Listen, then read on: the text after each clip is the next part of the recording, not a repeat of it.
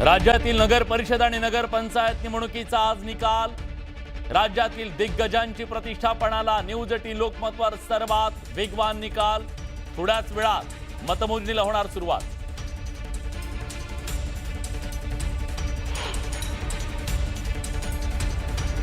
कोकणात राणे बंधूंमध्ये कोण मारणार बाजी याकडे राज्याचं लक्ष। कणकवली आणि मालवणमध्ये भाजपचं कमळ फुलणार की शिवसेनेचा भगवा फडकणार, उत्सुकता शिगेला।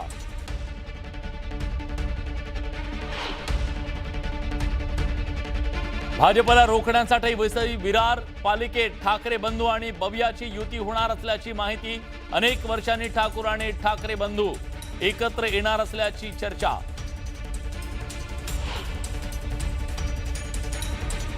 नागपूर महापालिका निवडणुकीसाठी भाजप कोर कमिटीची बैठक। गडकरींच्या निवासस्थानी होणाऱ्या बैठकीत मुख्यमंत्री फडणवीस, मंत्री बावनकुळे राहणार उपस्थित।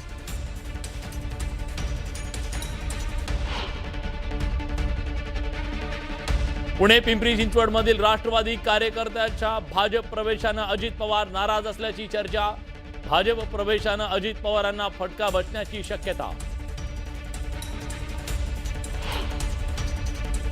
अंडर 19 आशिया कप स्पर्धेच्या अंतिम सामन्यात भारत आणि पाकिस्तान आमने सामने। यापूर्वी भारतानं पाकचा केला दणदणीत पराभव।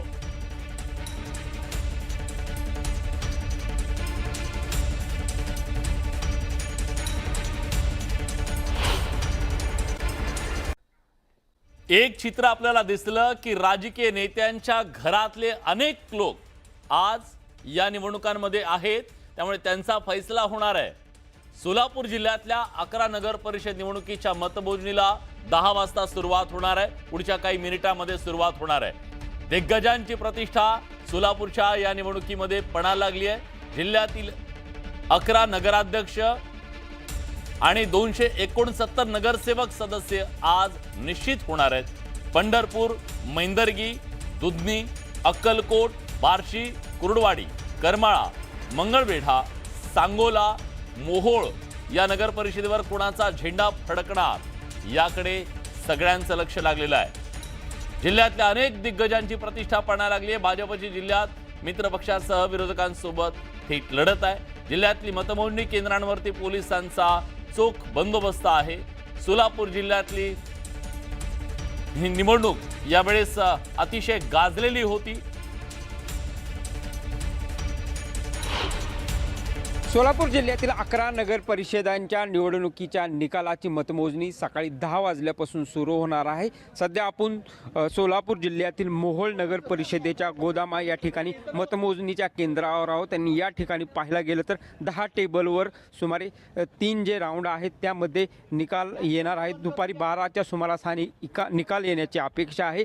एकंदरीत पाहतोय की सोलापूर जिल्ह्यातील 11 नगराध्यक्ष आणि 269 जे नगरसेवक सदस्य आहेत त्यांच्या निवडणुकीचे मतमोजणी प्रक्रिया आहे ती या ठिकाणी पार पडणार आहे। या ठिकाणी पाहू शकतो की सोलापूर ग्रामीण पोलिसांचा मोठ्या प्रमाणावर या ठिकाणी बंदोबस्त लावण्यात आलेला आहे। एकंदरीत पाहतोय की जिल्ह्यात अनेक ठिकाणी भाजपसह त्यांचे मित्रपक्ष असतील किंवा विरोधातले पक्ष असतील यांची मोठी प्रतिष्ठा या ठिकाणी पणाला लागलेली आहे। एकंदरीत आपण वातावरण पाहिलं तर सोलापूर जिल्ह्यातील अनेक ठिकाणी मैंदर्गी असेल, दुधनी असेल, अक्कलकोट असेल, बार्शी असेल, कुर्डवाडी असेल, करमाळा असेल, पंढरपूर असेल किंवा मंगळवेढा, सांगोला या ठिकाणी अनेक दिग्गजांची प्रतिष्ठा आहे ती पणाला लागलेली आहे। सकाळी 10 वाजल्यापासून अनेक ठिकाणी मतमोजणीला सुरुवात होणार आहे आणि दुपारी 12 ते 1 वाजेपर्यंत सर्व जे निकाल आहे ते अपेक्षित आहे। त्यामुळे सोलापूर जिल्ह्यातील जे चित्र आहे ते कशा पद्धतीने असेल आणि कोणाचं पारडं आहे ते जड असेल हे चित्र 12 ते 1 वाजेपर्यंत क्लिअर होण्याची शक्यता आहे। सध्या तरी आपण पाहतोय की सोलापूर जिल्ह्यातील जे नगर परिषदेचं मतदान आहे ते 2 डिसेंबर रोजी झालं होतं आणि आज मतमोजणी आहे। मतमोजणी झाल्यानंतर भाजपला कोणता पक्ष सरस ठरेल हे पाहणं गरजेचं असणार आहे। प्रीतम पंडित, न्यूज 18 लोकमत, सोलापूर। सोलापुरातली परिस्थिती आपल्या प्रतिनिधीने आपल्याला सांगितली, पण तिकडे धुळे जिल्ह्यातल्या शिरपूर, पिंपळनेर नगर परिषदेसह शिंदखेडा नगर पंचायतीसाठी आज मतमोजणी होणार आहे। सदस्य पदाच्या 66 जागांसाठी 207 तर नगराध्यक्ष पदाच्या 3 जागांसाठी 10 उमेदवार रिंगणात आहेत। धुळे जिल्ह्यातल्या शिरपूर, पिंपळनेर तसंच शिंदखेडा इथं नगर परिषदेच्या मतमोजणीसाठी प्रशासनानं येऊन तयारी पूर्ण केलेली आहे. थोड्याच वेळात आता मतमोजणीला सुरुवात होणार आहे. भाजपचा बालेकिल्ला असलेल्या धुळे जिल्ह्यात शिरपूर, पिंपळनेर बरोबर शिंदखेडामध्ये धुळे जिल्ह्याचे पालकमंत्री जयकुमार रावळ यांच्यासह माजी मंत्री अमरीश पटेल यांची प्रतिष्ठा पणाला लागली आहे. धुळे जिल्ह्यातल्या शिरपूर, पिंपळनेर आणि शिंदखेडा नगरपंचायतीसाठी आज प्रत्यक्षात मतमोजणी होणार आहे आणि गेल्या 2 डिसेंबरला झालेल्या मतदानात जे काही भवितव्य सर्वच उमेदवारांच्या या ठिकाणी बंद झालं होतं त्याचा नेमका आज फैसला होणार आहे. आपण आहोत मतमोजणी केंद्रावरती आणि थोड्याच वेळात या ठिकाणी मतमोजणीला सुरुवात होईल. धुळे जिल्ह्यातल्या 3 नगर परिषदा त्यात प्रामुख्यानं शिरपूर असेल, पिंपळनेर असेल, त्याचबरोबर शिंदखेडा नगरपंचायतीसाठी आज मतमोजणी होते आणि त्यासाठी आपण पाहू शकतो विविध राजकीय पक्षांचे जे या ठिकाणी प्रतिनिधी आहेत ते मतमोजणी केंद्रात ज्यांची नियुक्ती केली जाते या ठिकाणी जाताना दिसतात. विशेष म्हणजे या मतमोजणी केंद्रांवरती चोख असा पोलीस बंदोबस्त या ठिकाणी ठेवण्यात आलेला आहे. धुळे जिल्ह्यात ही सगळ्यात लक्षवेधी जी आहे ती शिंदखेडा नगरपंचायत. याचं कारण असं की संपूर्ण राज्यामध्ये राज्यातली पहिली बिनविरोध नगर परिषद निवडून देणारे राज्याचे शिष्टाचार मंत्री जयकुमार रावल यांचा हा बालेकिल्ला आहे.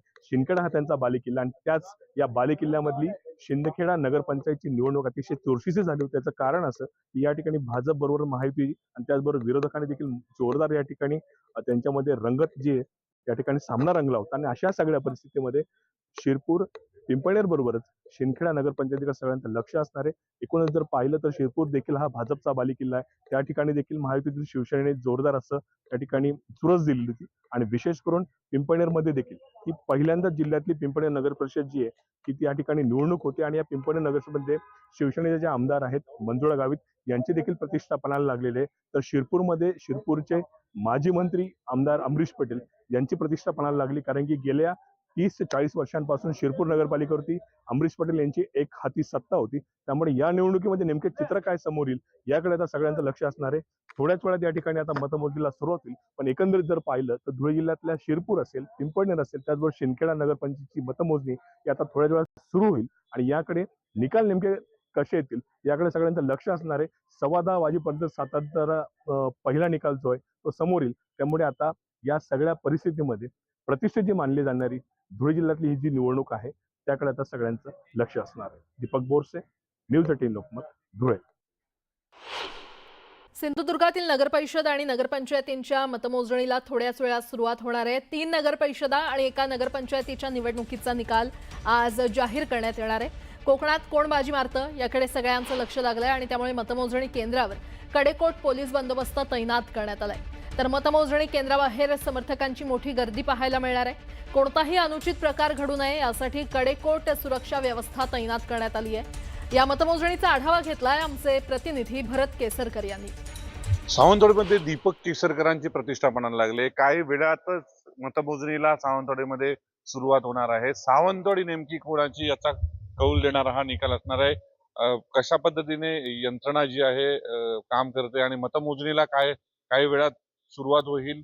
सावंतवाडी नेमकी कोणाच्या ताब्यात जाईल हे चित्र थोड्या वेळात स्पष्ट होणार. आपल्यासोबत निवडणूक अधिकारी आहेत.